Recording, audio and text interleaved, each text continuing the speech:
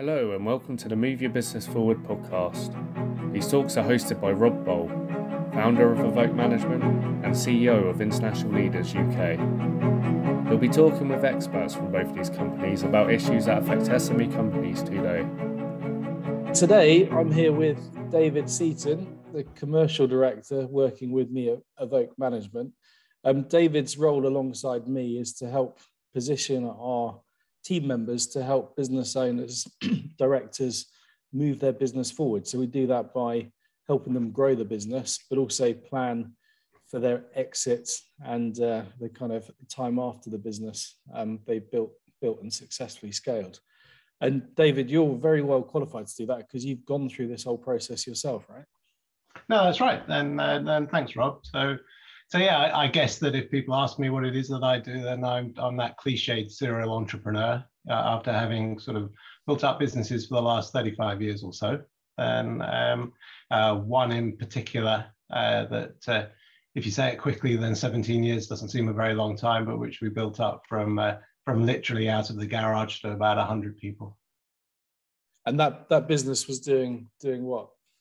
So we basically created a system that allowed car dealers to market cars in a similar way to that an estate agent would use for houses.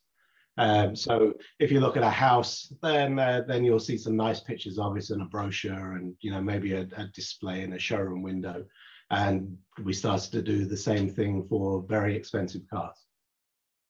And this was all kind of for used cars as well, which hadn't really been done before, right? So, kind of using new techniques. Exactly that. So it all started from where I saw somebody walk into a Mercedes showroom and be ignored by the sales staff, and then announce that they wanted to buy an SL sports car. Then the rather, shall we say, snidey salesman said, "Well, sir, how much has sir got to spend on an SL?" To which the answer was £35,000. And the potential customer was told he couldn't afford one. And I just thought, how ridiculous is that? He sort of blurted out, somewhat embarrassed, "Then have you got any used ones?" Of which he said, "Yes, I think there's one round the back being washed. Why don't you go and have a look?" And I just thought, how totally ridiculous is that? And this was well before I even understood that actually the dealership probably makes more money out of selling the used car than it does the new one anyway. So why would you be so horrible to a potential customer? And so it just made me think there must be a better way to do that. Sure. So it's great. Well, you had the idea then, well, you saw an opportunity, and then off you went. So you said you built the business up to what, 100 staff members, was it? Yeah, no, so over 100 staff. Then so lots of those, the majority of those are now out in the field. Then so whereas we started right at the top end of the market, sort of Ferrari and Rolls-Royce were our first clients. Then after a few years of trying, then I managed to get BMW to make the service mandatory for all of their dealers.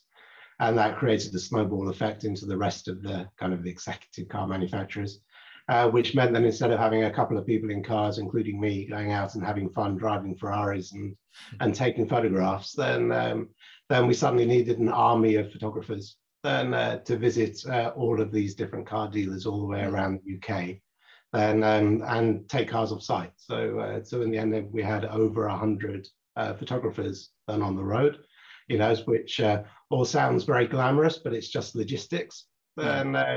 And somewhere in between 15 and 20 people working, back in head office, a variety of different roles.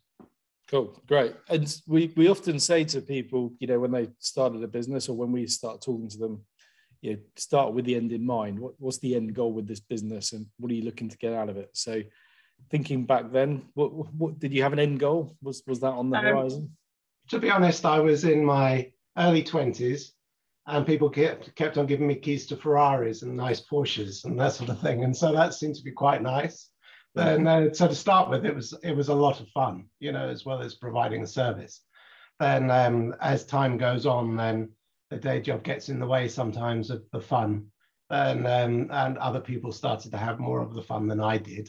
And I guess that it was a good 12 years in that I started to think, maybe somebody might like to give me some money for this. Then I guess probably the grooming process started then, but I didn't realize that's what it was I was doing. Yeah. So you're clearly working towards something. And I think that's an important point, isn't it? People start businesses, and you can have a very good business that gives you good income, and you can choose the relationship you have with the business. You know, do you want to turn up or not? And when you do turn up, what are you doing?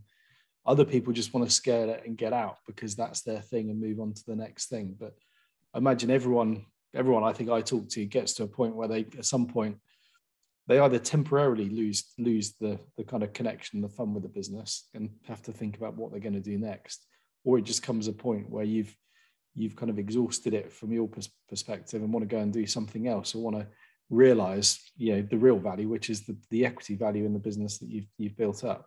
So what was the kind of the route to kind of get the business sold and realize some of that value? So I guess it started with a competitor. Then we'd had a number of competitors come along in the past, and we'd become large enough to sort of be able to deflect them really, and then had better relationships with the car manufacturers to be able to keep them out. And then a particular company came along which turned out to be a spin-off from an extremely successful advertising agency, and with much deeper pockets than me, and to be able to generally spend in the development of the business. And one of the first things that they did was to knock on my door and say, right, we'll buy you out, and offered me about 30 quid, not quite, but you get the idea. Then which I was, well, that's offensive, get lost. But it just sort of started to fire my mind up, go, oh, do you know what? Then perhaps there's some value in this. Then I could build this up even more and make it attractive elsewhere. So what happened next after that? And also, I guess, looking back now, do you think you could have been a bit more strategic in terms of this? Oh, to be honest, then in the early days, the strategy was keeping the wolves away from the door, and not a lot more. Then as it started to grow, then there was undoubtedly good strategy around product development and around the way that we marketed and worked with the car manufacturers. I'm not too sure that strategy completely flowed through into our finance department, which for a long time was somewhat more reactive rather than proactive in the way that it worked. And that was to cause me some headaches, as we headed to what I learned was called due diligence. And then when a very large organization became serious in acquiring us. Yeah. So you obviously had a few kind of sniffs at the door, and you've kind of thought a bit about who would buy the business. So you then started to engage more seriously, and the due diligence started, which was a new thing for you at the time. But what was that like, having other people kind of deep dive look into what you're doing? I think that every entrepreneur can be, shall we say, somewhat prone to exaggeration, about how well their business is doing. I don't think you'll ever ask an entrepreneur in an ordinary environment, how's business? And they require them to reply with rubbish. Then it's part of the nature of the entrepreneur to give the perception at the very least of everything being fantastic. So going into a sale process and having to tell yourself, do you know what? Every last thing that you ever say is just about to be fact checked. And so it's probably best to think, before coming up with any fact or particularly any figure. Then and when so it's towards the end, then so we work quite closely with Auto Trader. And so if you imagine the idea of photographs of cars and marketing them, they're a very different sort of part of the market to that we worked in. Then it had been one which I'd always been quite keen to get involved with, because this was pre-internet, or very early stage, should we say pre-mobile phone photography. Then it had become possible to take pictures with digital cameras, but they still had to be plugged into computers and that sort of thing to be sent out. Then so I always fancied trying to get the business from Auto Trader, and I knew their top guy very well. And I met him once in a while, and one day he invited me out for lunch, and I can still picture the king prawn that was on my fork. And when he said, I bet you want to know why you're here, David. which, to be honest, I was still hoping he had this nice rosy contract with me to do all the photography for Auto Trader. And so we bated breath and said, no, it's all hit me. And he said, oh, okay, we want to buy you. And I'd never considered then selling the business to somebody like them. And that's been one of the biggest learnings in the entire thing for me.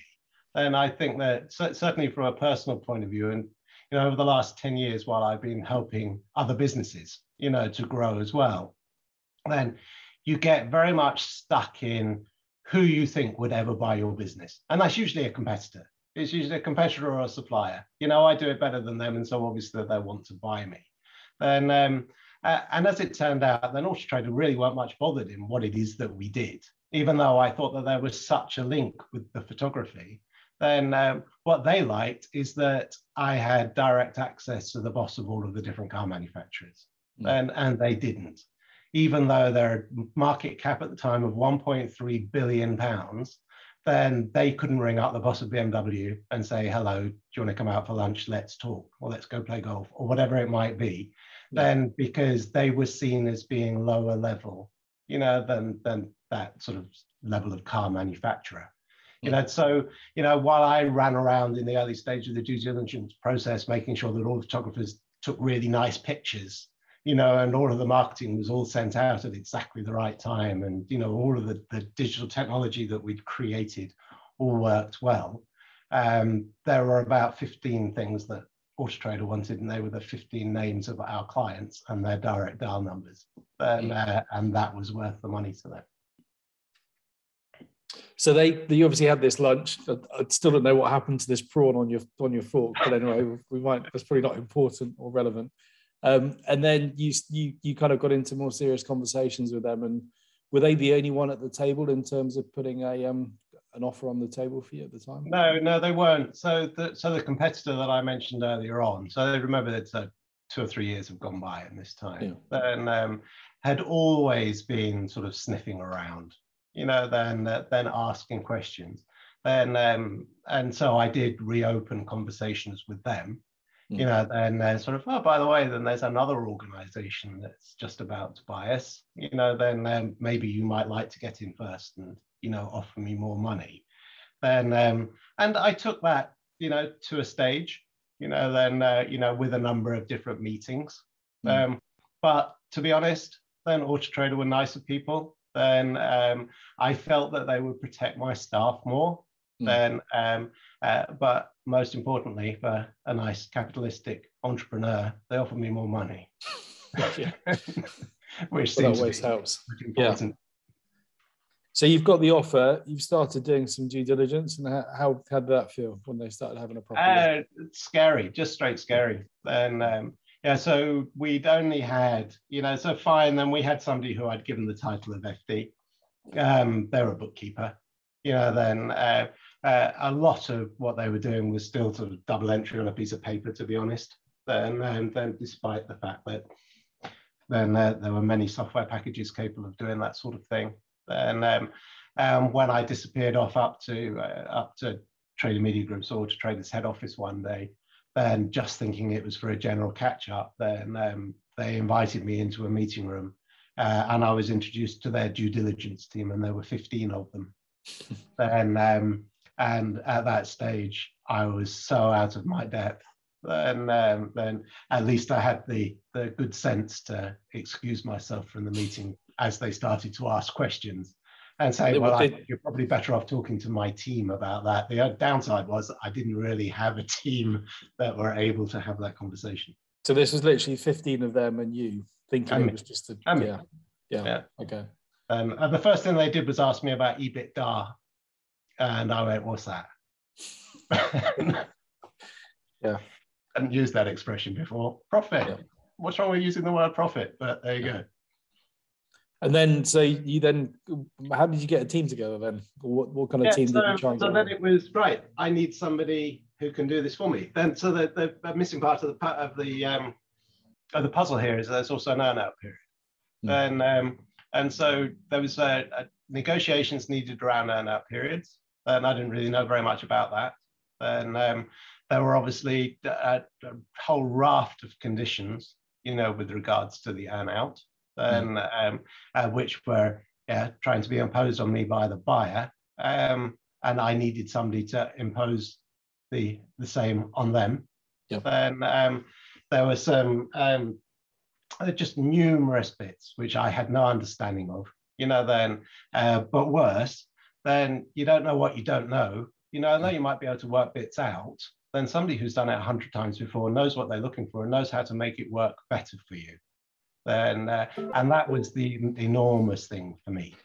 And I'll give you a great example of this. Then, and though this is in a bit of sort of financial talk, I'm allowed to do that now because I've gone through the exit process a few times. And so on agreeing a multiplier, so a multiple of the amount of profit that the business was making, then as part of the earn-out period, then during the due diligence process, then they worked out the fact that I didn't pay myself, which is of course, very common amongst entrepreneurs. Though this was all new to me, then the value of the company was created through a multiplier of its profit, but which we agreed at 10 times, which my FD negotiated. Then they started somewhat lower than that. Then, did you have an FD? Did you have an FD at the before this? Oh, I forgot to mention that bit, didn't I? Then, so when I left the meeting with the numerous due diligence people, then the first thing I did was think, where am I going to find somebody who is able to represent me then during this? And I found a part-time FD then to come and work for me, who had helped numerous businesses exited, and in fact had done one or two himself as well. Yeah, so he knew the language. He was able to explain it to me in a way that I could understand, as being a non-financial person, and could tell me when I was being ridiculous in what I was asking for and when I wasn't asking for enough. So anyway, so fast forward through the negotiations, and we ended up at a multiplier of 10 times its profit, then and a 1-year earn-out period. Then. So at the time, then I thought, no, okay, then there are some concerns in there, then as to whether it's going to make enough money during the course of the next 12 months. I was pretty certain it would, then because we had contracts in place with big car manufacturers, who pay their bills on time, and so that was all fine. Then, but I still rather thought, I'm selling this business now, and so why haven't I gotten any money from it yet? Why do I have to wait 12 months? At which my FD said, well, why don't we ask them for a deposit then? Then, then if we were to agree, and I think at the end, then we agreed at 20%, so we had agreed that there was a maximum that they'd be willing to pay, then, so 10 times up to a certain level. And so he managed to negotiate a 20% deposit, then, which was of course very handy. Then at the beginning of the time. Then, but during the due diligence, then it was picked up that I didn't pay myself, and which of course is extremely common, amongst entrepreneurs, then who will just take income through dividends, as a part of a salary. Well, I did take some money. I took the absolute whatever the minimum was at the time, when you stay below the thresholds for paying tax. Then. And my FD very cleverly negotiated with the purchaser to make an allowance of £50,000 then as the salary for the MD or CEO, whoever it was that was going to take over running the business in my absence. And I was delighted by that because that didn't sound like, a vast amount of money, then, so that was fine. So obviously then the formula that was to be used then was to be the maximum, the profit that the company had made during the course of the 12 months, or EBITDA, then minus £50,000 as being the amount of money that I hadn't taken, and then multiply up the total by 10. And there's the magic number as to how much it is that they're going to buy the business for. So fast forward on it, and there are a couple of terms with it that also then we agreed with Auto Trader that we would take over their photography during the course of the 12 months, which they would pay for. And to be honest, that added to what we were already contracted to do, with other car manufacturers, was enough to make us hit the maximum ceiling anyway. So I went into the earn-out period very confident that would happen, and as it happens, very naively confident. Then from where Auto Trader, actually, to give them their due, did everything that they possibly could to arrange for us to take over the photography. But only had 12 months to do so, and they're a very large organization with an awful lot of stuff to do, and none of it happened in time, for the 12 months.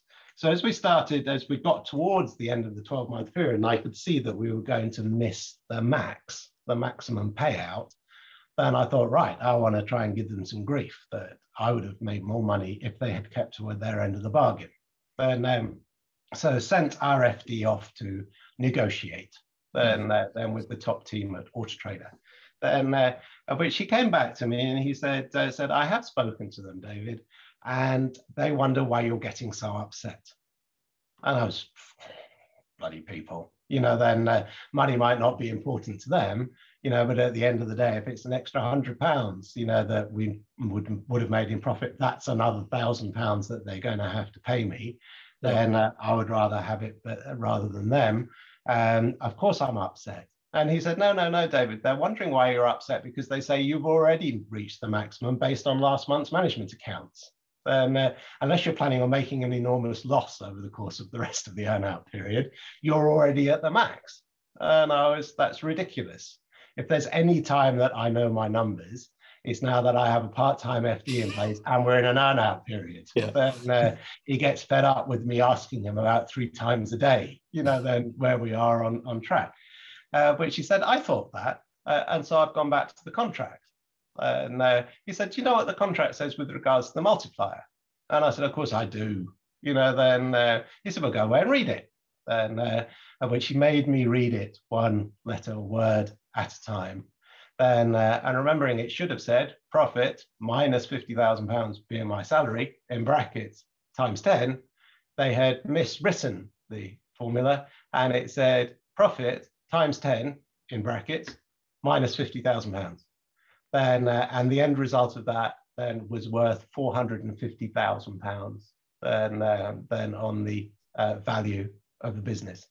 And it was long enough ago now, and thankfully then the guy who signed that contract I know has retired.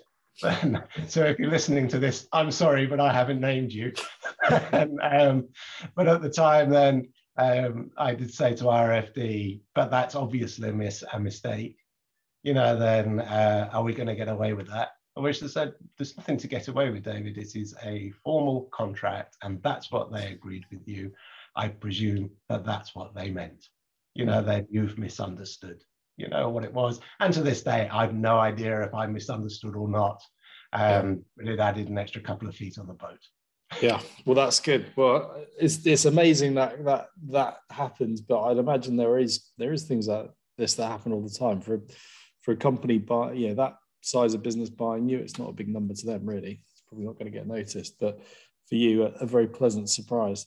So we're going to wrap this up very shortly. And David, I really appreciate you sharing your personal story of doing this. What, for anyone that's going to plan to sell the business or anyone that's just had that lunch where they've been told, we want to buy you, what would be your top three tips? Get them to pay the bill for lunch.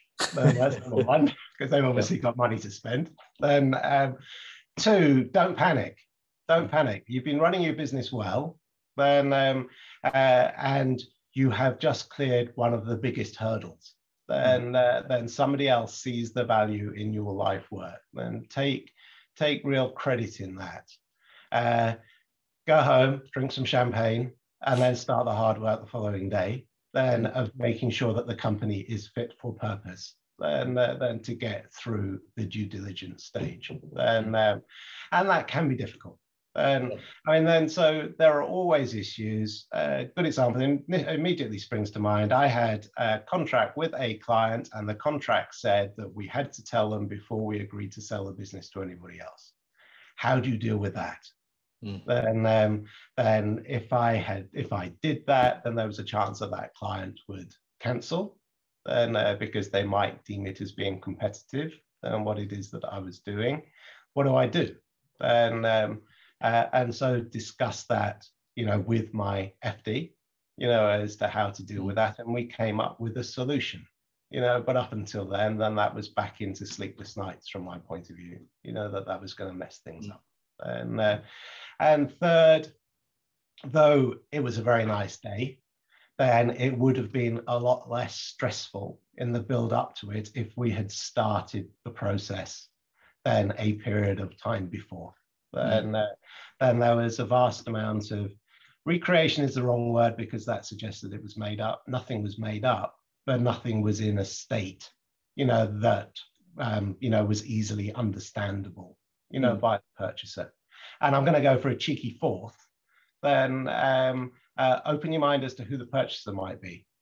Then just because you think that you've created the best widget in the world and that somebody else needs to buy that widget, perhaps there's just something else in the process, that somebody else has seen. Perhaps it's a client, that somebody wants.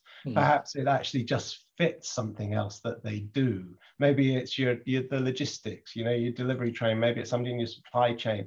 There are so many different reasons as to why somebody would buy a business. Keep an open mind that you're not just selling your favorite child because it happens to be the prettiest thing on the planet, and so of course everybody will love it. No, I think that's great, David, and great takeaways, especially the opening your mind up to who might be the potential purchaser. I think that's super important. And also, the earlier, the more organised you are for this, the prepared you are, it is better. And I always say to people, it's best practice if you're going to run the business as if you're about to sell it. All your management info, all the points of reference for making decisions are all in place and up to speed. And ideally, that's where you want to be at. But it's not easy if there's no need to do it. But normally, from where I see, most companies operate better when they've got decent reporting in place, which would be adequate to pass over to someone that's going to buy the business. David, I've really enjoyed listening to that story. I have to say, I've heard it before, but I think it's well worth repeating and sharing. And it's a great learning for anyone that's going through this process. So, David, thanks very much. You're welcome. I enjoyed it. Which entrepreneur doesn't like talking about what they do? Well, exactly. That's it. Great. Well, thanks, David. We'll speak soon. Very good. Thank you, Rob. Thanks for listening. If you'd like more information about the topics discussed in this podcast, then you can find us on our website at moveyourbusinessforward.com.